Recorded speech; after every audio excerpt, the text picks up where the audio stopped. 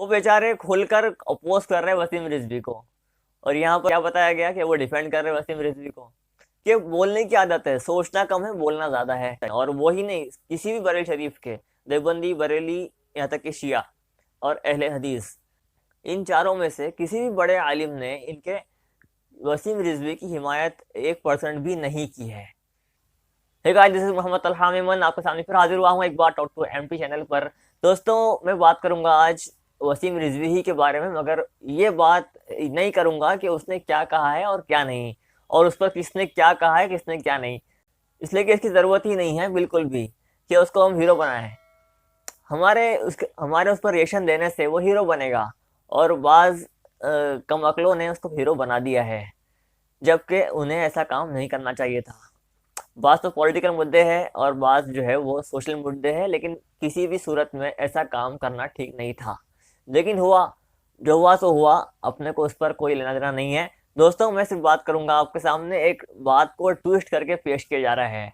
एक बरेली आलिम को पेश किया जा रहा है कि उन्होंने उन्होंने वसीम रिजवी की बातों की सफाई दी है, उसको सपोर्ट किया है, उसका दिफा किया है, डिफेंड किया है उसको। मैं वीडियो सुनाऊंगा आपको आगे जाके उनकी खुद की कि उन्होंने क्या कहा है, कितना कहा है।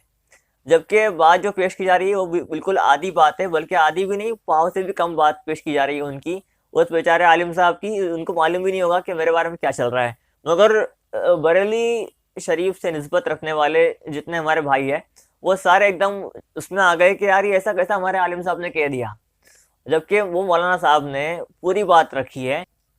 उसमें उन्होंने ये बातें साफ की है कि वसीम रिजवी इस फितनागिरी की बातों को खुद नहीं कर रहा, बल्कि उससे कराया जा रहा है, करवाया जा रहा है। वो किसी की कठपुतली बना बैठा है, उसके आका पीछे बैकएंड पर काम कर रहे हैं। तो उन्होंने ये बात की है, सुनिए। अपनी तरफ से उन्होंने नहीं कहा है, बल्कि उनके साथ में कुछ टीम है जो उनके आका हैं, जिनको खुश करने के लिए वो उनकी कठपुतली बने हुए हैं। तो ये है मीडिया का कमाल, देख लिया आपने। वो बेचारे खुलकर अपोज कर रहे हैं वसीम रिजवी को, और यहाँ पर क्या क्या बताया गया कि वो डिफेंड कर रहे हैं वसीम रिजवी को। क्यों? बात सुनाई गई अधूरी, और आप लोगों ने भी बात सुनी अधूरी और मान लिया। देखिए, मैं शुरू दिन से आपसे बात किया जा रहा हूँ कि आप किसी भी बात को पूरी सुने, उसके पॉजिटिव नेगेटिव इम्पैक्ट्स को सोचें कि इसका इफेक्ट क्या हो सकता है, नेगेटिव पॉजिटिव, उसका क्या असर हुआ है, क्या नहीं, क्या असर हो सकता है, उसको भी सोचें, और फिर एक डिसीजन लें कि ये बंदे ने ये बात सही की है या इस आदमी ने ये बात गलत की है। आप खुद डिसीजन ले पाएंगे कब? जब आप बोलेंगे कम और सोचेंगे ज़्यादा। हमारी आदत क्या होती है मालूम है?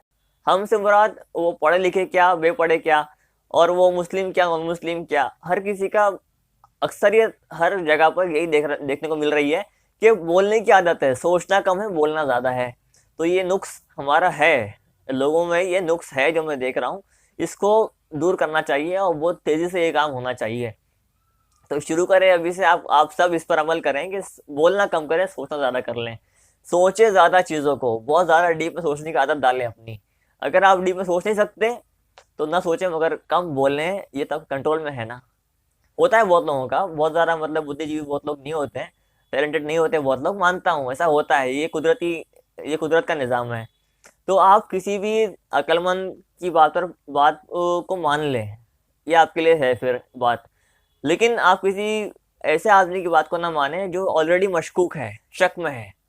बहरहाल, उम्मीद करता हूँ कि मैंने वो सारी बातें आपके सामने रख कर ये बात क्लियर कर दी है कि उन बरेली शरीफ के आलिम साहब ने, और वो ही नहीं, किसी भी बरेली शरीफ के, देवबंदी, बरेली, यहाँ तक कि शिया और अहले हदीस, इन चारों में से किसी भी बड़े आलिम ने इनके वसीम रिजवी की हिमायत 1% भी नहीं की है। ये बात आपको मान लेनी चाहिए। और इसके खिलाफ में जितनी बातें चल रही है, जिस तरह एक बात मिसाल मैंने यहाँ दी आपको, तो इस तरह ट्विस्टेड बातें चलेगी बहुत सारी, इसलिए कि वसीम रिजवी भी कोई मतलब वो घर में नहीं बैठा ना, वो भी किसी न किसी काम में लगा हुआ है। तो आप समझे कि वो क्या क्या काम कर रहा होगा। बहरहाल, मैं उनके विलन नहीं डालता, उनके हिमायती किसी ने किया होगा ये काम, ट्विस्ट करके बात को पेश करना।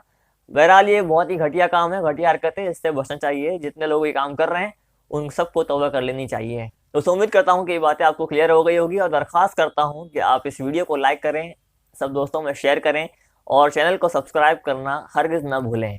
ज़रूर सब्सक्राइब करें ताकि आगे भी ऐसी ये सच्ची अच्छी वीडियोस आप तक पहुँचती रहें और आप उसका फ़ायदा उठाते रहें। बहुत बहुत शुक्रिया।